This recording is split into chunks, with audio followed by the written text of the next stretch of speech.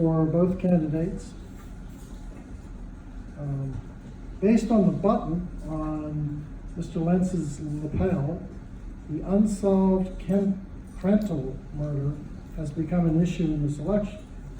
What is the proposed process each of you will undertake to bring justice for Nanette? Good question.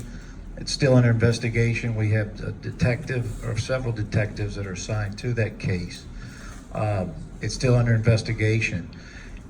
We've worked with the ATF, we've worked with the FBI, we've worked with other agencies that have worked with us to oversee that case. And it's my job to bring it to a closing and bring a closure to the family and make an arrest on that case. Just last month, I had 2 detectives fly to Washington, D.C. to interview a possible witness. It is very important to me to continue to work that case and solve it with an arrest. It is a homicide. We've worked it from day one as a homicide. It's the only homicide that we had worked that year that's not unsolved. But it is important. I will continue to work that case as aggressively as possible and bring in any resources that we can think of, and now, no matter what the cost, to bring peace to that family.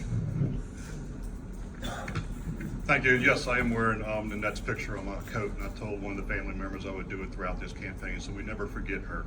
Her case needs to be solved. I'll bring in all the experts across this country. I've been doing this for 35 years. I know people all over in all the different alphabet agencies that can be brought in for assistance. But more importantly, we need to open up a line of communication with the family. They need answers. They need to have access to reports to answer their questions.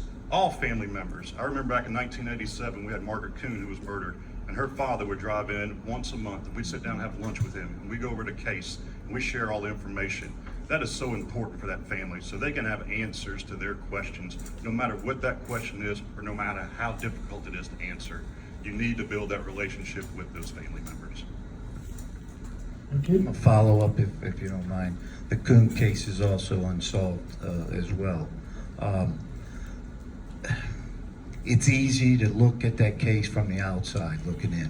I have met personally with the family several times. Most of the family of Nanette lives out of state, and it's tough.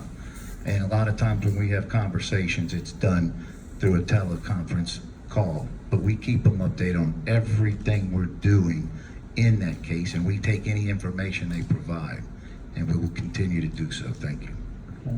Mr. Lentz, do you have any follow-ups since the sheriff did that? Well, yeah, since he did it. Yeah. Yeah, it's sad. They're one of the most highest profile cases under Sheriff Smith's administration.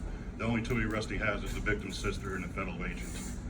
This case needs to have all the stops pulled out, all the resources put to it to give this family closure, whatever that might be. I committed to them that this will happen. Thank you. All right. And the only homicide you had 2 years ago we need to move on, is still Sheriff. unsolved within a 20-mile radius is when you were chief of police in Covington. Is that case, has there been an arrest made in that homicide? Sheriff, Thank you. I'm sorry, we need to move on.